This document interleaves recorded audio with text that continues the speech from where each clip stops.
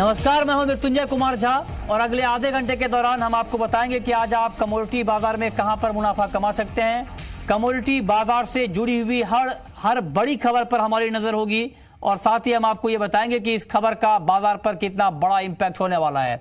शुरुआत करते हैं एक बड़ी खबर से और खबर यह है कि ग्वार के उत्पादन में भारी गिरावट की आशंका जाहिर की गई है। आपको बता दें कि बीकानेर के ग्वार सेमिनार में यह खुलासा हुआ है। All India future trade association के सेमिनार में तमाम बड़े जानकारों ने इस बात की पुष्टि की है कि इस बार ग्वार की फसल काफ़ी कम रहेगी और इसमें भारी गिरावट यहां पर देखने को मिलेगी। तो इस वक्त की एक बड़ी खबर आप देख पा रहे हैं, करीब 35 लाख क्विंटल यहां पर गिरावट की आशंका उत्पादन में जताई गई है। 60 से 65 लाख क्विंटल उत्पादन संभव है, जबकि पिछले साल करीब 90 लाख क्विंटल का उत्पादन हुआ था। इस पर बातचीत करने के लिए हमारे साथ all India future trade association के प्रवक्ता अशोक मित्तल हैं और साथ ही हमारे साथ बीकानेर से ग्राउंड रियलिटी बताने के लिए ग्वार के एक्सपर्ट पुखराज चोपड़ा जुड़े हैं फोन लाइन पर। आप दोनों का बहुत बहुत स्वागत है कार्यक्रम में। मेरा सबसे पहला सवाल अशोक मित्तल आपसे ये होगा, आप लोगों ने ग्वार का एक सेमिनार आयोजित किया बीकानेर में और जहां पर जो जानकार इकट्ठा हुए थे उन तमाम जानकारों की ये राय है कि इस बार ग्वार के उत्पादन में भारी गिरावट आएगी। ये जो आशंका जाहिर की गई है, इसका आधार क्या है? जी मृत्युंजय, सबसे पहली बात तो जो आईएफटा है, all India forward trade association, इसने बीकानेर में ग्वार डे हर साल 2 अक्टूबर को मनाने का किया है। तो इसमें काफी सारे व्यापारी लोग, किसान लोग और साइंटिस्ट लोग आए थे राजस्थान के अलग अलग जिलों से, प्लस गुजरात से, पंजाब, हरियाणा, मतलब काफी सारी जगह से लोग आए थे। और उसमें अलग पैनल डिस्कशन थे जिसमें लोगों ने अपने अपने विचार व्यक्त किए, टेक्निकली भी और फंडामेंटली भी। तो ज्यादातर लोगों का ये मानना था कि ग्वार की फसल इस बार कम होगी। उसका मेन कारण आप 2 तरीके से मान सकते हैं। एक तो ये कि उनका कहना था कि इस साल बुआई काफी कम हुई है, जो सोइंग है वो भी कम हुई है। ओके। और दूसरी तो कुछ परसेंटेज उसके कारण कम हो गया।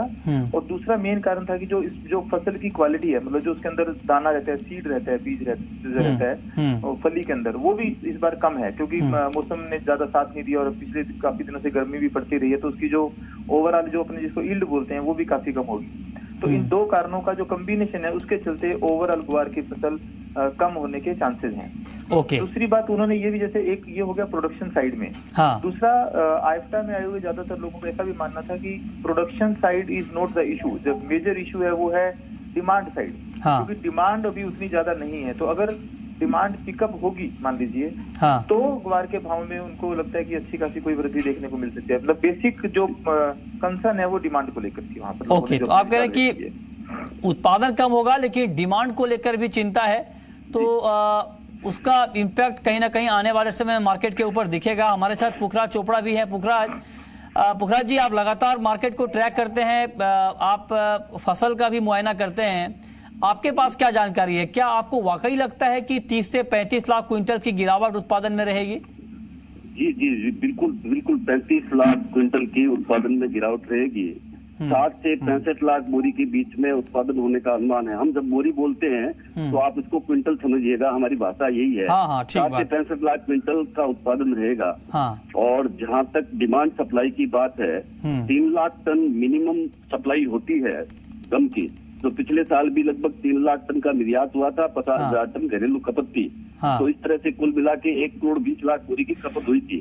उसके मुकाबले उत्पादन है वो लगभग आधा है। जहाँ तक खेती की पोजीशन है मृत्युंजय जी, लगातार 40, 41, 42 अभी तक तापमान चल रहा है राजस्थान में। और हमारी जो ग्वार की फसली एरिया में उसने इतना नुकसान पहुंचाया है कि मुझे याद है एक बार आपने ग्राउंड रिपोर्ट तैयार की थी और ग्वार के खेत दिखाए थे, उससे भी खराब हो या भयानक स्थिति बरानी खेतों की है। आप मान लीजिए 25% खेत तो ऐसे होंगे जिसमें एक भी दाना नहीं होगा। और लगभग 60% खेत ऐसे होंगे जिसमें 5 किलो से 10 किलो ग्वार की पैदावार होगी 1 बीघा में। ओके। तो ये बिल्कुल नगण्य है, किसान को पुछाएगा ही नहीं। ग्राउंड रिपोर्ट तो यही है। एक बात जरूर है, जब बायरा के भाव घटते हैं, बढ़ते हैं, तो लोगों का आकलन भी फसल का उसी तरह से घटता बढ़ता रहता है। अब ये एक मानसिकता है। और जहाँ तक डिमांड की बात है, यदि नॉर्मल डिमांड भी 3 लाख टन की यदि रहती है, ओके, जो कि पिछली बार थी, वैसी भी डिमांड यदि रहती है तो ग्वार एक विस्फोटक तेजी के रूप में भी आ सकता है। ठीक है, तो आप कह रहे हैं कि कहना चाहूंगा मृत्युंजय जी, एक बात और कहना चाहूंगा। 2011-12 में भी ऐसा ही हुआ था। हमने किसी ने सोचा नहीं था कि ग्वार के भाव इस तरह से 30,000 रुपए हो जाएंगे। ये छोटी फसल है और कभी भी कैप्चर हो सकती है। 7-8 साल तक खराब होती नहीं है। कोई कंपनी इसको पकड़ के बैठ गई तो फिर इसके बारे में तेजी मंदी के बारे में कुछ कहना बहुत गलत होगा। ठीक है, ठीक है, आप कह रहे हैं कि तेजी मंदी के बारे में फिलहाल कहना मुश्किल होगा, लेकिन अशोक मित्तल, जो बात अभी आप कह रहे थे कि उत्पादन में कमी तो आएगी, लेकिन डिमांड के मोर्चे पर भी चिंता बनी हुई है। ऐसे में चूंकि आप एग्री मार्केट को काफी नजदीक से ट्रैक करते हैं, आपका अपना व्यू ग्वार को लेकर क्या है? क्या कीमतें आने वाले समय में ऊपर जाएंगी, आपको ऐसा लगता है? देखिए, आयफ्टा का जो ये सेमिनार हुआ, इसमें काफी दिग्गज लोग आए हुए थे, गुजरात, राजस्थान सबके, और उनके व्यू के हिसाब से मेरे ख्याल से मार्केट का व्यू बनता है, उसके व्यू से ही ऑलमोस्ट मेरा मैचिंग व्यू है। नंबर 1 ये कि जैसे ये होगी supply side, demand side. Demand side में क्या हो रहा है कि जो बेसिकली ग्वार की रिक्वायरमेंट कहाँ से, ग्वार गम से होती है। ग्वार गम में लोग ऐसा मान के चल रहे थे 2 चीजें। नंबर 1 की अभी थोड़े थोड़े अल्टरनेट्स लोगों के पास आ रहे हैं, जहाँ पे ग्वार गम जो ऑयल इंडस्ट्री वगैरह में यूज होता है वहां पर। और नंबर 2, एक जो मुख्य रूप से लोगों ने बोला कि जब तक इसका कोई दूसरा अल्टरनेट यूज, मतलब कहीं पे आइदर ह्यूमन में कहीं पे नहीं आएगा। ठीक है, ओके, ठीक है, बिल्कुल संक्षेप में पुखराज चोपड़ा, बिल्कुल संक्षेप में आपका इमीडिएट टारगेट ग्वारसीड और ग्वारगम के ऊपर क्या है? बहुत नजदीक ग्वार सीड में 4200-4500 देखता हूँ, थोड़ा लॉन्ग में 5200 रुपए देखता हूँ। चलिए, बहुत बहुत शुक्रिया पुखराज आपका और अशोक मित्तल आपका हमसे जुड़ने के लिए, अपनी राय इस खबर के ऊपर रखने के लिए। चलिए आगे बढ़ते हैं और अब बात करते हैं एक दूसरी महत्वपूर्ण खबर का, लेकिन उससे पहले जान लेते हैं कि इंट्राडे में आपको ग्वारसीड ग्वारगम में क्या करना चाहिए। हमारे साथ वीरेश हिरेमत हैं, कार्वी कॉम्प्टेट के हेड ऑफ रिसर्च, और साथ ही हमारे साथ नवनीत दमानी हैं। आप दोनों का बहुत बहुत स्वागत है। वीरेश हिरेमत, क्या लगता है आपको आज ग्वार में क्या करना चाहिए, बाय या सेल? देखिए, इंट्राडे बेसिस में देखना है तो मैं सेलिंग का रेकमेंड करूंगा अराउंड 3660 लेवल में। 3580 का टारगेट रहेगा और 3700 का स्टॉप लॉस के साथ बेच करके चलना चाहिए। ओके, ठीक है, तो आप कह रहे हैं कि ग्वार में बेचकर चलना यहाँ पर बेहतर रहेगा, इस पर आप नजर रखिए। इसके अलावा आपका व्यू वीरेश हिरेमत, आज के कारोबार के लिए चने के ऊपर क्या होगा? कल चने में तेजी थी, कल चने में कमजोरी थी, आज तेजी आई है, क्या करना चाहिए इस काउंटर में? देखिए, चने में हमने लगातार एक फॉल देखने को मिला है, उस फॉल में एक शॉर्ट कवरिंग हो रहा है। जो भी एक शॉर्ट कवरिंग में एक लेवल मिल सकता है अराउंड 5500 अक्टूबर वाइदा, वहां पे एक बार फिर से बेच कर चलना चाहिए। फंडामेंटल ऐसा कोई भी एक मजबूत नहीं है चना वायदा के लिए। चना में अभी भी एक वीकनेस रहेगी, ओवरऑल सेल का भी रहेगा एक आज का इंट्राडे से ट्रेडिंग सेशन के लिए। ओके, सोयाबीन और आरएम सीड के ऊपर आपका व्यू क्या होगा आज के कारोबार के लिए? सोयाबीन में और मस्टर्ड में क्या आपको लगता है कि बेचकर मुनाफा मिलेगा? जी बिल्कुल, दोनों में एक बिकवाली कर सकते हैं। सोयाबीन की बात की तो अराउंड 2960 लेवल में बेचना चाहिए, 2900 का टारगेट रहेगा और 2995 का स्टॉप लॉस मेंटेन करना चाहिए। जैसे मस्टर्ड की बात की तो मस्टर्ड में भी सेलिंग का रेकमेंड करूंगा अराउंड 3690 लेवल में। 3620 लेवल्स का टारगेट रहेगा और 3720 लेवल्स का स्टॉप लॉस के साथ ट्रेड करना चाहिए। ओके, ठीक है, एक और महत्वपूर्ण खबर है कॉटन को लेकर के, और कॉटन पर एक अंतर्राष्ट्रीय रिपोर्ट आई है जहां पर यह कहा गया है कि ग्लोबल मार्केट में कॉटन का उत्पादन 10% तक बढ़ सकता है, इस बात की संभावना जताई गई है। और 2017-18 में उत्पादन 10% बढ़ने का अनुमान है और इस साल उत्पादन 2,54,00,000 टन रहने की संभावना जताई गई है। हालांकि इस दौरान खपत में भी बढ़ोतरी की उम्मीद है और खपत करीब 3.25% बढ़ सकती है। ऐसे में भारतीय बाजार में कॉटन का प्राइस आप वीरेश हिरेमत क्या देख रहे हैं? देखिए, अभी अपने को नॉर्थ इंडिया में कुछ जगह पे इसका हार्वेस्टिंग शुरू हो गया, कहीं कहीं जगह में इसका अराइवल भी शुरू हो गया। अक्टूबर या दीपावली होने के बाद में इसका अराइवल और भी बढ़ सकता है। ओवरऑल एक अक्टूबर नवंबर एक पीक अराइवल सीजन है, उस समय मार्केट में एक दबाव रह सकता है। मेरे क्या कहना है कि मार्केट एक बार अराउंड 17,000 या 17,200 लेवल आ सकता है। ओके, ठीक है, आगे बढ़ते हैं। अब बात करते हैं गोल्ड की, क्योंकि गोल्ड की कीमतों में कल की गिरावट के बाद थोड़ी बहुत तेजी लौटी है। हमारे साथ नवनीत दमानी हैं और साथ ही हमारे साथ वीरेश हिरेमत हैं। नवनीत, आपका व्यू क्या होगा गोल्ड को लेकर के? गोल्ड में आप किस तरह का ट्रेड आप रिकमेंड करेंगे? जी मृत्युंजय जी, हमने देखा है गोल्ड प्राइसिंग में लास्ट 2-3 दिनों में अच्छी चॉपीनेस देखने मिल रही है। ट्रेंड लास्ट अगर हम 15 दिन की बात करें तो वीक चल रहा है और आज लास्ट 2 सेशन में थोड़ा बहुत बाउंस बैक देखने मिल रहा है। जियोपॉलिटिकल टेंशंस काफ़ी हद तक रिसीड हो गए हैं, उसका ही हमको इम्पैक्ट गोल्ड प्राइसिंग में देखने मिल रहा है। बट ये 2 दिन का जो बाउंस है बेसिकली काफ़ी डिस्काउंटिंग के बाद है और डॉलर इंडेक्स में एक थोड़ा सा डिक्लाइन देखने मिला है, इसलिए हो रहा है। मुझे लगता है कि ऑल इन ऑल गोल्ड अभी भी एक सेल स्ट्रैटेजी है और आने वाले दिनों में हम निचले लेवल दे सकते हैं। इंटरडे पर्सपेक्टिव से 29,700 के आसपास सेल किया जाए, 29,870 का स्टॉप लगाइए और 29,370, 29,200 तक के लेवल देखने मिल सकते हैं। ओके, ठीक है। वीरेश अहमद, आपका व्यू क्या होगा गोल्ड को लेकर के? क्या बिल्कुल करंट रेट पर आपको लगता है कि गोल्ड में बाई करने का मौका है? देखिए, एक मोमेंटम के हिसाब से एक बाई ले सकता है। मेरा टारगेट रहेगा आज के लिए दिसंबर वाले तक का 29,650 या 100 लेवल तक, वो छोटा टारगेट के लिए बाय करके जा सकते हैं। ओके, ठीक है। सिल्वर को लेकर नवनीत, आपका व्यू क्या है? अगर अभी ट्रेड करना हो बिल्कुल करंट मार्केट प्राइस पर गोल्ड और सिल्वर में, तो क्या आपको लगता है कि गोल्ड के मुकाबले सिल्वर में ज्यादा अच्छा मौका है ट्रेडिंग का? जी, हमने सिल्वर प्राइसेस में एक बाउंस आते देखा आज के सेशन में। 3-4 दिन से थोड़ा सा लैकलस्टर ट्रेड हो रहा है और बेस मेटल में भी थोड़ी बहुत हलचल जो है वो साइडवेज हो चुकी है। तो सिल्वर भी एक थोड़ा सा सेलिंग प्रेशर में रह सकता है शॉर्ट टर्म के लिए। 39,650 के आसपास सेल किया जाए, 39,900 का स्टॉप लगाइए और 39,100 तक के भाव देखने मिल सकते हैं। मीडियम टर्म पर्सपेक्टिव पे अगर 39,100, 39,250 के रेंज में अगर प्राइसेस मिलते हैं तो बाय करना चाहिए। ठीक है, आगे बढ़ते हैं, बात करते हैं अब कच्चे तेल की, क्रूड की। और क्रूड कीमतों में पिछले 2 दिन से अच्छी गिरावट हमने देखी है, तेज गिरावट आई है क्रूड में। इसके पीछे वजह यह है कि अमेरिका, जो कि दुनिया का सबसे बड़ा कंज्यूमर है कच्चे तेल का, वहां पर लगातार उत्पादन बढ़ने की खबरें आ रही हैं। जुलाई 2017 के बाद अमेरिका में कच्चे तेल का उत्पादन सबसे ऊपरी स्तर पर है। उसका इंपैक्ट मार्केट के ऊपर आप देख पा रहे हैं। ऐसे में नवनीत, अब आपको क्रूड का मार्केट यहां से किस ओर जाता हुआ दिख रहा है? क्रूड प्राइसेस पे हमने लास्ट 2 सेशन में अच्छा सेल ऑफ देखने मिला है। $53 का एक हर्डल था, उसको टच करके प्राइसेस रिट्रेस हुए हैं। जैसे आपने बताया कि EIA का जो रिपोर्ट आया है उसमें एक अच्छा बढ़त देखने मिली है और ओपेक की तरफ से भी 100% कंप्लायंस देखा है, उसका भी प्रेशर पे प्राइसेस पे देखने मिल रहा है। साथ ही साथ हमने रिग काउंट भी बढ़ते हुए देखा है लास्ट फ्राइडे को। तो एक शॉर्ट टर्म बेरिश इंपैक्ट हम ऑलरेडी प्राइसेस में देख चुके हैं। मुझे लगता है यहाँ पर बाय करना चाहिए। 3270 के आसपास बाय की स्ट्रेटेजी बनती है। 3235 का स्टॉप लॉस लगाइए और 3335 तक के टारगेट देखने मिल सकते हैं। ओके, ठीक है। वीरेश अहमद, आपका व्यू क्रूड को लेकर क्या है? क्या आपको भी लगता है कि अभी बाजार में बाइंग का मौका बन रहा है?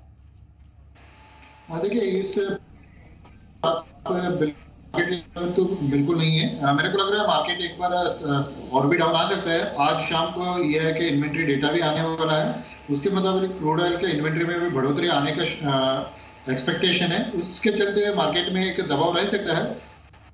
30 या 3240 लेवल जब तक वहां पर रहेगा, ठीक है, ठीक है। हाँ, चलिए आएंगे आपके पास दोबारा। थोड़ी तकनीकी खराबी की वजह से आपकी आवाज ठीक तरीके से नहीं पहुंच पा रही है।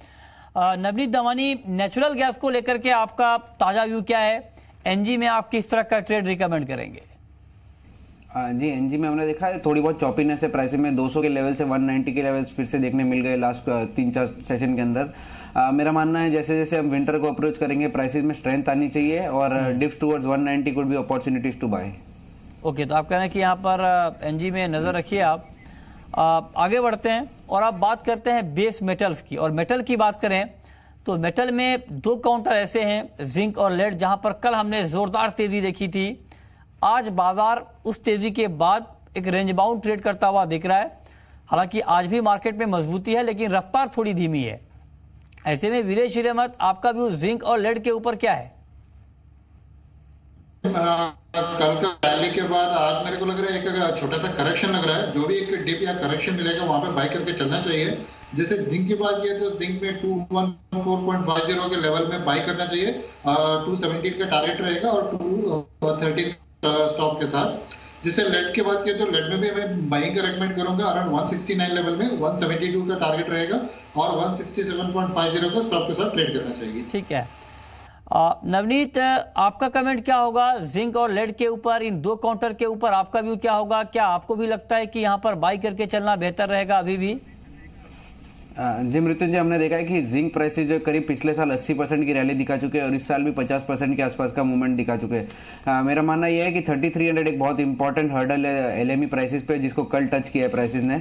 जब तक वो लेवल के ऊपर नहीं सस्टेन होता है, मेरा मानना यह है कि जिंक प्राइसेस से थोड़ा सा कॉशियस रहना चाहिए और थोड़ा सा साइड वेज रहना चाहिए। थोड़ा डिप आना चाहिए प्राइसेस में, क्योंकि ये लेवल सस्टेनेबल नहीं है। हमने कैश टू 3 मंथ जो स्प्रेड है जिंक का, वो भी $66 से करीब $45 तक आते हुए देखा है। तो ऑल इन ऑल यहाँ पर तेजी करना थोड़ा जस्टिफाइबल नहीं लग रहा है। दूसरे बेस मेटल है जिनमें अच्छी स्ट्रेटेजी मिलेगी। ओके, चलिए अब रुक करते हैं एक महत्वपूर्ण खबर का। ये खबर आपके फायदे की है। खबर ये है कि ईपीएफओ में अब पेंशन की रकम 3 गुनी तक बढ़ सकती है। ये एक बड़ी महत्वपूर्ण खबर है। 3 गुना बढ़ेगी ईपीएफओ पेंशन और न्यूनतम पेंशन 1000 रुपए से बढ़ाकर 3000 रुपए तक किया जा सकता है। यानी अगर आप का पीएफ कटता है, तो अगर आप पेंशन के लिए एलिजिबल हैं, तो न्यूनतम पेंशन अब 1000 रुपए से बढ़कर 3000 रुपए तक करने का प्रस्ताव दिया गया है। इस पर ज्यादा जानकारी के लिए हमारे संवाददाता प्रकाश प्रियदर्शी हमारे साथ मौजूद हैं। प्रकाश, और इस खबर को लेकर आपके पास क्या अपडेट है? देखिए, इसमें 2 चीजें हैं।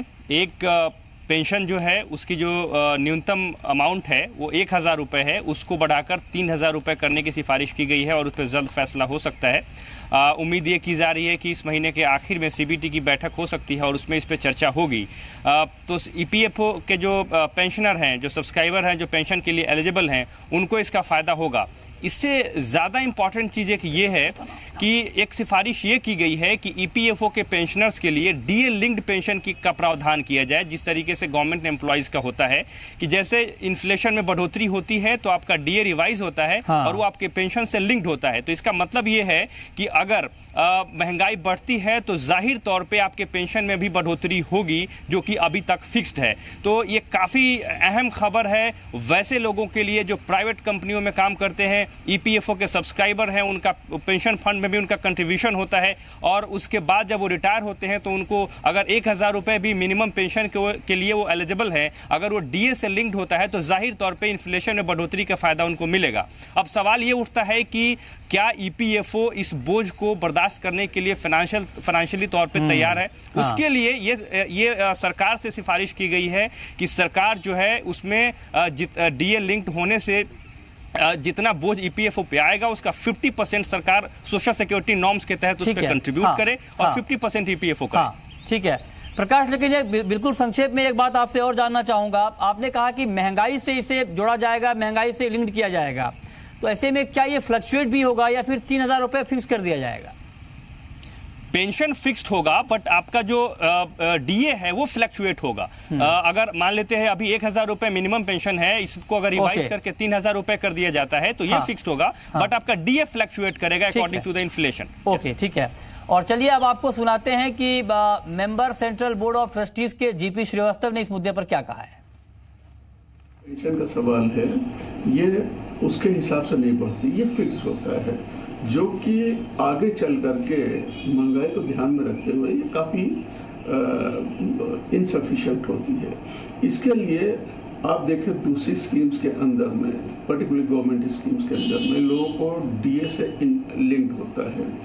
अगर उसमें थोड़ा सा लिंकेज हो जाएगा तो महंगाई का थोड़ा सा बोझ, पर्टिकुलरली जो लोअर ग्रुप है जिनकी सैलरी 15-20 हज़ार के नीचे, उनको इसका लाभ मिलेगा। तो आपके लिए अच्छी खबर है, ईपीएफओ की जो पेंशन है वो 3 गुना तक यहाँ पर बढ़ सकती है। एक राहत की खबर, एक अच्छी खबर यहाँ पर आपके लिए हमने भी दिखाई है। और अब वक्त है कमोडिटीज रैपिड फायर राउंड का।